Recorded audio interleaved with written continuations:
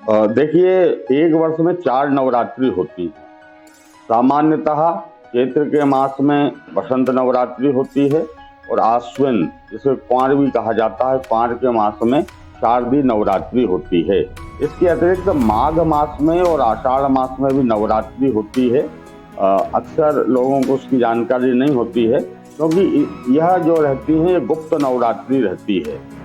तो आगामी माघ मास में, वर्तमान में माघ मास चल रहा है, माघ मास शुक्ल पक्ष प्रतिपदा 10 फरवरी के दिन माघ मास की गुप्त नवरात्रि प्रारंभ होने जा रही है। गुप्त नवरात्रि जो है वह गुप्त विद्या, महाविद्या, 10 महाविद्याओं का तंत्र साधना के लिए विशेष रूप से उपयोगी होती है। जैसा कि इसके आगे शब्द लगा हुआ है, गुप्त अर्थात छुपा हुआ।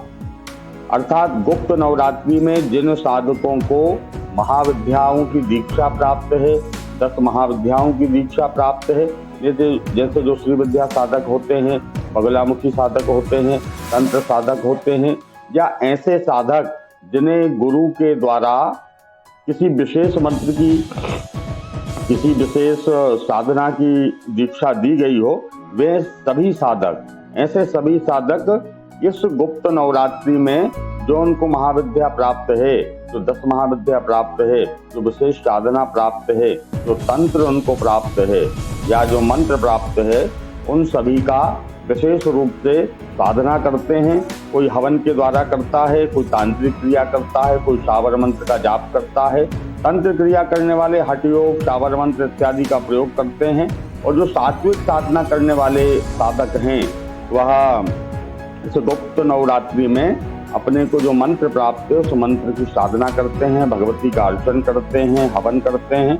नवरात्रि में दुर्गा पाठ का विशेष महत्व है, तो नवचंडी या सतचंडी दुर्गा पाठ किया जाता है। तो इन सभी कार्यों के लिए गुप्त नवरात्रि बहुत श्रेष्ठ है। आप जितनी गोपनीयता के साथ इन साधनाओं को करेंगे, उतना अधिक आपको फल प्राप्त होगा। भगवती और भैरव की साधना भी नवरात्रि में की जाती है। तो यह गुप्त नवरात्रि है भगवती की सात्विक राजसिक साधना के लिए, तांत्रिक साधना के लिए गुप्त नवरात्रि बहुत श्रेष्ठ माना जाता है। और जो भक्त, जो साधक इस गुप्त नवरात्रि का उपयोग करके अधिक से अधिक भगवान का, भगवती का भजन करता है, जप करता, अनुष्ठान करता है, भगवती का अर्चन करता है, उसको सुख, सौभाग्य, समृद्धि इत्यादि की प्राप्ति होती है। लेकिन एक विशेष ध्यान यह रखना चाहिए कि गुप्त नवरात्रि हो या नवरात्रि हो, बड़ी सतर्कता के साथ और पवित्रता के साथ भगवती की सेवा साधना करना चाहिए। भगवती के प्रसन्न होने पर मंत्र सिद्धि तो हमको प्राप्त होती है, मान सम्मान प्राप्त होता है, और धन, ऐश्वर्य, राज कीर्ति, यश कीर्ति की हमको प्राप्ति होती है।